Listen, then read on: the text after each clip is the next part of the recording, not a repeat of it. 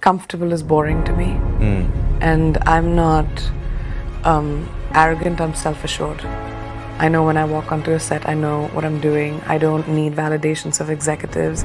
I'm willing to walk in with my show reel and show people the work that I've done. I'm willing to take auditions. I'm willing to do the work. I don't carry the baggage of my success in another country when I walk into another country. I don't have an arrogant nature like that. I don't have an ego that operates before my job. I'm very professional. If you talk to people who know me, I'm kind of known for my professionalism. And I take pride in it. My father was in the military and he taught me the value of discipline. He taught me the value of not taking for granted what you have been given. I feel very, very blessed every single day for the life that I have been able to build. And I know I have worked hard every single day, put my head down, dodged the bullets and just focused on my job. And you look back and you realize that you created a legacy for yourself and didn't waste your time on anything else.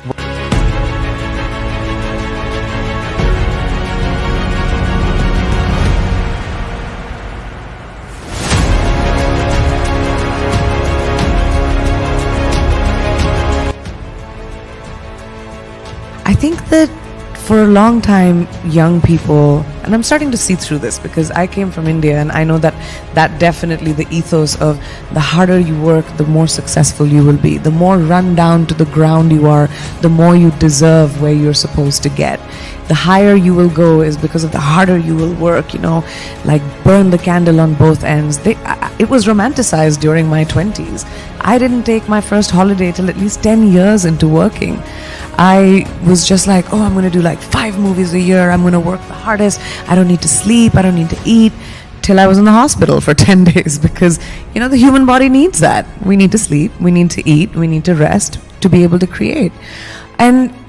But I think our culture and our society also needs to talk a little bit about mental health. We need to talk more and normalize the fact that the brain is an organ just like everything else in your body.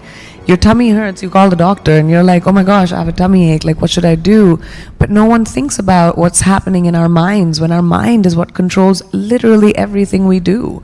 We have to give ourselves and forgive ourselves sometimes for not being able to keep up. We have to take the time to say, I'm sorry, I need a moment. And it has to be okay in the workspace too, which is not to be an excuse to get out of work.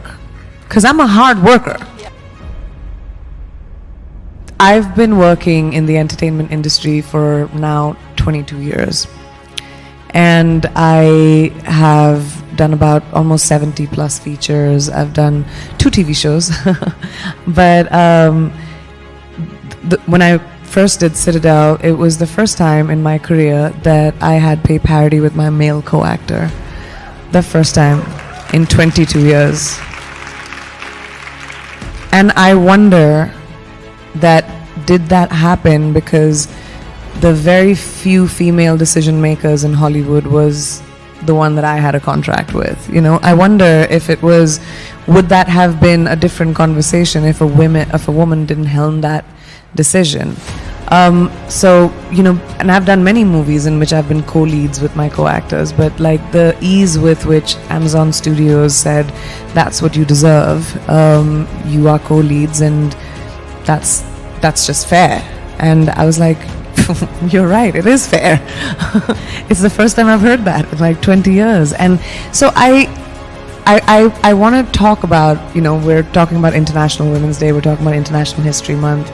There are so many challenges that women, I'm laughing about this, but it's kind of nuts. I put in the same amount of service time, I put in the same amount of investment and work, but I get paid much less. So I want to talk a little bit about issues that women have in entertainment, the glass ceilings that we have to work much harder to break, whether it's something as real as your salary, whether it's something as real as decision making, having women in front of the camera but behind the camera in high positions.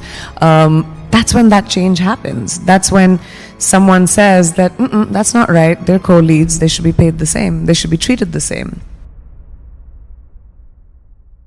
This earlier, but for such a long time there have been such few opportunities for women, right? There's like the 2 jobs for a woman to succeed in, or the two roles when it comes to my profession, or if you look at women in most professions, you'll see fewer women in higher positions. As you go higher, the women suddenly start becoming less and less. So I think for such a long time, we've had that as soon as women come into a position of power, there's so much pressure that you're feeling to say the right thing, to be, like you said, the smartest in the room, to like have the wittiest answer, or to have the smartest idea. And that pressure is so much more on a female because she's the only one there. So I think when we talk about turning around, and I'd heard someone say this, that every time a woman takes a step forward, or anyone takes a step forward, turn around and pull someone else up with you. And I think just to practice that every day will create the kind of space that you're talking about, and give us the opportunity. Like when we talk about equality is not about being the same physiologically as a man. We're different, men, women, and everyone in between. We are unique as individuals. What we're talking about is to be able to have opportunity, equality of opportunity, to be able to have the doors open for us the way they did for guys, to be able to have the freedom of speech, and to be able to have the freedom and not feel the pressure of being the one that has to decide the work-life balance. Women deal with a lot more of that pressure of how the family is, and the kids, and the home, and than the men do. And I've seen I had working parents, and I saw my mom and dad navigate this when I was very young, and I'm very grateful I have an incredibly supportive partner who is a wind beneath my wings, and we both balance each other's lives and careers because both are important to us. But that's not everyone's reality. So being able to take away the pressure from women when they're put into positions, being able to amplify their voices, and take away the power from, you will fail, and if you fail, it's a failure for everyone. It's not. Let's take one step at a time. Let's all succeed together. Let's create opportunities for each other. Let's be proud of each other. Let's do business with each other. Let's not be jealous. Let's not be, the age-old ideologies that kind of divided people. It was just to take away the power. And now we're seeing, in my industry, it gives me so much joy to see so much female on female support. Like a woman coming into a room and saying, no, that requires equality. And me working with so many female actors who didn't have leading roles written for them and decided to become producers or writers and do it themselves. There's an empowerment, and now we're partnering together and making movies together. We're like, okay, we're just gonna do it ourselves. And there's such a beauty when I look back. It's so much fun to be able to, be aware of other people, their time, and to have a certain discipline and to show up for work. But I know when I tell my team, I'm not available after 7 o'clock today. I won't be, because I need to have time for my family. I want to tell jokes. I want to order silly food. I want to watch a movie. I want to, talk to my mom. I want to do stuff that fulfills my soul. And don't get me wrong, I did not know this in the 20s, okay? In my 20s, I did not know this.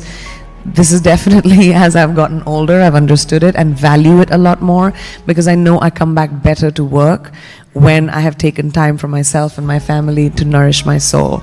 It is such a crucial part of our jobs, for us and for the people that we work with, as employees, as employers, to remember that as much as we need to show up and we need our people to show up, we also need to give them rest and take rest ourselves.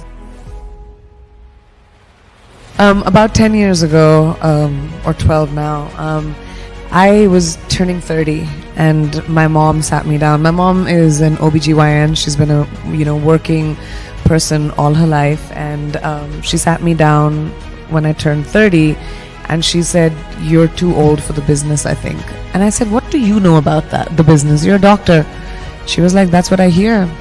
That's what I hear." I was like, "Okay, what do you hear in your practice?" And she goes, "I hear that in the movie business, the guys want to work with younger girls. So once you're 30, you're going to start getting too old for them. You're going to have another avenue for revenue." And I was like, "Oh, what? In my ripe old age of 30, I'm getting out. I'm like, but she put a seed in my head. And I think it did come from her generation being told that 30 is too old. And, you know, in the business of vanity, our entertainment, and the equity that is put on how a woman should look, and not just women, actors or talent should look and be able to, you know, be ageless and kind of, you know, walk through glass and kind of never have the natural never have the natural process of life ever affect you, because, you know, you're an actor. Why should the same rules apply? But when she did say that to me at 30, I kind of thought about it, and I was like, I've been in the business of entertainment for 10 years. I know what production is like. I mean, I had never done it, but I'd been on many film sets. I'm the kind of person that will sit on set and not go back to the trailer once I come to set. I love sitting on set. I love hearing why decisions are being made. I never went to film school. My film school has been my career and the filmmakers that I worked with. And so I decided to start a small production company. My career started pivoting towards working in America. For those of you who know, you know, but for those you don't, I had a music career for like 2 seconds. And I was coming to America and, you know, doing music and wanting to be a rock star, and quickly realized that my day job was better for me. But while I was doing that, I started making movies, and my mother named my company Purple Pebble because purple is the color of royalty in India, and she thinks I'm a queen. And Pebble because, you know, we're a small company, and, you know, we wanted to be the shoulders for other people. The hand that rocks the cradle, the procreator, the mother of tomorrow, a woman shapes the destiny of civilization. Such is the tragic irony of fate that a beautiful creation such as a girl child is today one of the gravest concerns facing humanity. Girls have the power to change the world. It is a fact, and yet today girls are more likely than boys never to set foot in a classroom, despite of all the efforts and progress made over the last 2 decades. I'm just going to give you a stat, more than 15 million girls of primary school age will never learn how to read or write, compared to 10 million boys. Primary school, it's the beginning of our future.